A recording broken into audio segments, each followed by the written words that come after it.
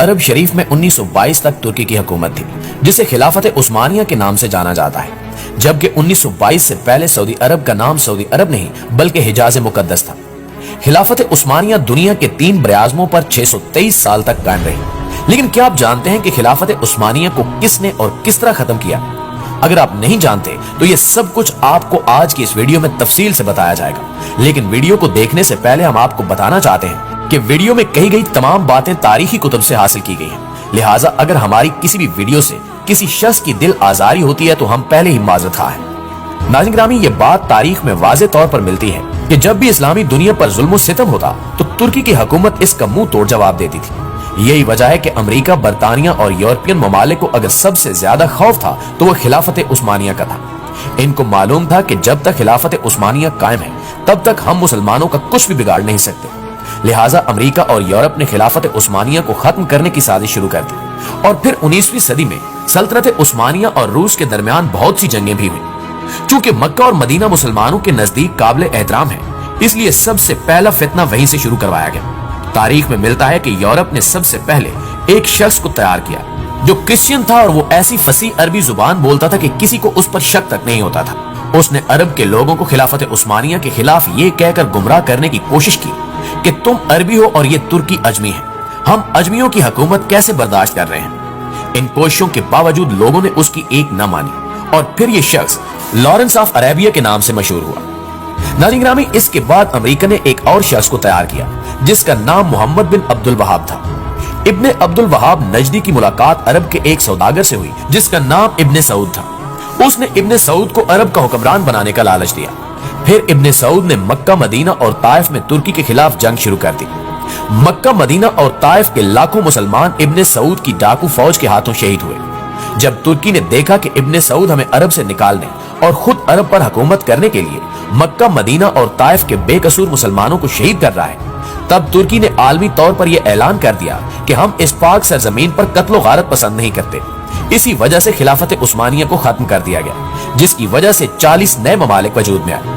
फिर अरब और सारी दुनिया के मुसलमानों का जवाल शुरू हुआ और हिजाज मुकद्दस का नाम 1400 साल की तारीख में पहली बार बदला गया और इब्ने सऊद ने हिजाज मुकद्दस का नाम अपने नाम पर सऊदिया रख दिया। इस फितने का जिक्र अहादीस में भी मिलता है और इसी वजह से सरकार दो आलम सल्लल्लाहु अलैहि वसल्लम ने सऊदी अरब के शहर नजद के बारे में दुआ नहीं फरमाई थी। तारीख में मिलता है कि इसी नजद में इब्ने अब्दुल वहाब पैदा हुआ जिसने एक नए मजहब की बुनियाद डलवाई और यही शहर मसीलमा कजाब का जाय पैदाइश भी है। लेकिन दुनिया भर के मुसलमानों की आंखों में धूल झोंकने के लिए अंग्रेजों ने इस नजद शहर का नाम तब्दील करके रियाज रखवा दिया, जो आजकल सऊदी अरब का दारुल हुकूमत है। जन्नतुल बकी और जन्नतुल मुअल्ला में सहाबा कराम अजमाइन के मज़ारात पर बिल्डोजर चलाया गया और तमाम कब्रों की बेहुरमती की गई। हरम शरीफ के जिन दरवाजों के नाम सहाबा और अहले बैत के नाम पर थे, उनका नाम आले सऊद के नाम पर रखा गया। अंग्रेजों ने अपनी इसी साजिश की कामयाबी पर 1962 में लॉरेंस ऑफ द अरेबिया के नाम से फिल्म भी बनाई, जो बहुत ज्यादा देखी जा चुकी है। जिस दिन इब्ने सऊद अरब का बादशाह बना, उस दिन एक जश्न हुआ। उस जश्न में अमेरिका, बरतानिया और दीगर ममालिक के प्राइम मिनिस्टर्स इब्ने सऊद को मुबारकबाद देने पहुंचे थे। कल जिस अरब के नाम से पूरी दुनिया लर्ज़ा खेज थी, आज वही सऊदी अरेबिया अपनी गैरत बेचकर अमेरिका के इशारे अबरू पर नाचने लगा और आज भी नाच रहा है, जिसकी वजह से पूरी इस्लामी दुनिया निहायत ही शर्मिंदा है। नाज़रीन ग्रामी, तारीखी तनाजुर में देखा जाए तो अरबों की ज़बूहाली और ज़मीर फरोशी की बला किसी आफ़ते नागहानी की तरह अचानक ही नमूदार नहीं हुई, बल्कि यहूदो नसारा की हमारे खिलाफ की जाने वाली बरसों की साजिशी मेहनत का नतीजा है। ये पहली बार नहीं हुआ कि अंग्रेज मुसलमानों के खिलाफ साजिश करते पकड़े गए, बल्कि तारीख हमें बताती है कि जब जुलाई 1187 को हथेन के मैदान में 7 सलीबी हुक्मरानों की फौज मक्का और मदीने पर कब्जा करने आई थी, उसको सलाहुद्दीन अयूबी की फौज ने इबरतनाक शिकस्त देकर मक्का और मदीना की जानिब बुरी नजर से देखने से रोक लिया था और फिर सलाहुद्दीन हथेन से 25 मील दूर अकरा पर हमला आवर हो गए। सुल्तान सलाहुद्दीन अयूबी ने यह फैसला इसलिए किया था कि अकरा नामी जगह सलीबियों का मक्का था, लिहाजा सुल्तान उसे बर्बाद करके मस्जिद अक्सा की बेहुरमती का इंतकाम लेना चाहता था। जबकि दूसरे बैतुल मक़दिस से पहले सुल्तान अकरा पर इसलिए भी कब्जा चाहता था कि सलीबियों के हौसले पस्त हो जाए और वो जल्द हथियार डाल दें। चुनांचे उसने मजबूत दिफा के बावजूद अकरा पर हमला कर दिया और 8 जुलाई 1187 को अकरा अयूबी अफवाज के कब्जे में आ गया। इस मार्के में सलेबी इंटेलिजेंस का सरबराह हरमन भी गिरफ्तार हुआ, जिसे फरार होते हुए एक कमांडर ने गिरफ्तार किया था। गिरफ्तारी के वक्त हरमन ने कमांडर को खूबसूरत लड़कियों और बहुत सा सोना देकर फरार कराने की पेशकश की थी, मगर कमांडर ने उसे रद्द कर दिया।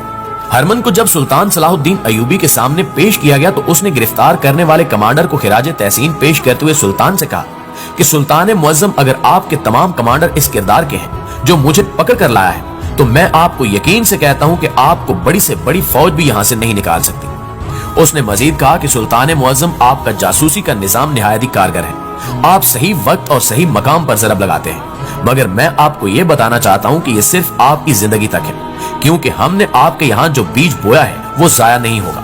आप चूंकि ईमान वाले हैं इसलिए आपने बेदीन अनासिर को दबा लिया, लेकिन हमने आपके उमरा के दिलों में हुकूमत, दौलत, लज्जत और औरत का नशा भर दिया है, लिहाजा आपके जानशीन इस नशे को उतार नहीं सकेंगे और मेरे जानशीन इस नशे को तेज करते रहेंगे। ये जंग जो हम लड़ रहे हैं ये मेरी और आपकी या हमारे बादशाहों की जंग नहीं है, बल्कि ये कलीसा और काबा की जंग है जो हमारे मरने के बाद भी जारी रहेगी।